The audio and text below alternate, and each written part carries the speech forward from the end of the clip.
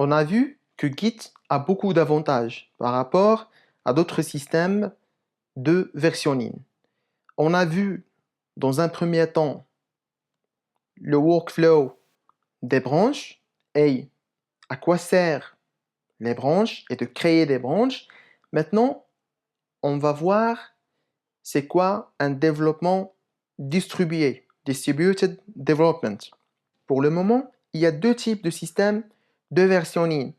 Il y a le système centralisé, centralized, ou distribué, distributed.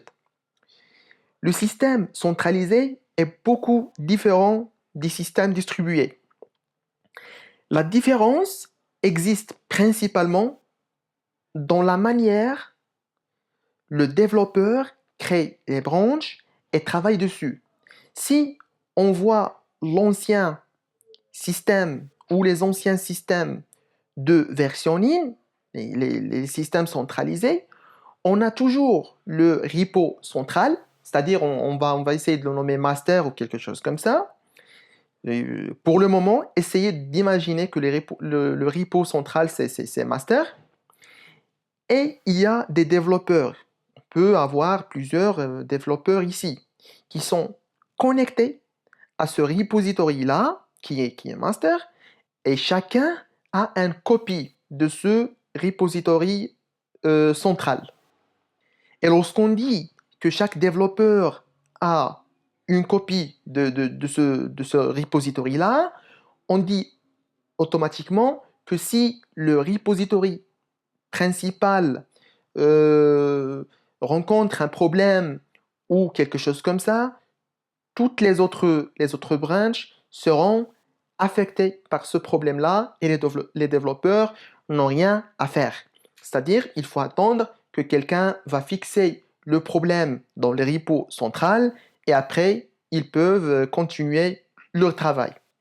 Par contre, les systèmes distribués, c'est beaucoup mieux que les systèmes centrales.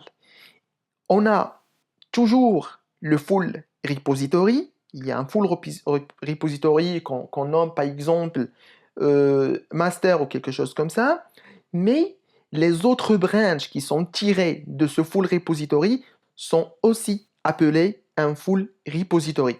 C'est-à-dire que si vous créez des branches depuis master dans un système distribué, vous avez, c'est pas une copie du central repository, mais vous avez un local repository, c'est-à-dire qui contient tout l'historique de commit. Et lorsqu'on dit l'historique de commit, on dit que vous pouvez même voir la différence entre ce que vous ajoutez à des fichiers, à des modifications, des suppressions, etc., par rapport par rapport à un temps zéro qui est le temps de création de votre branche, autrement nommé le full repository.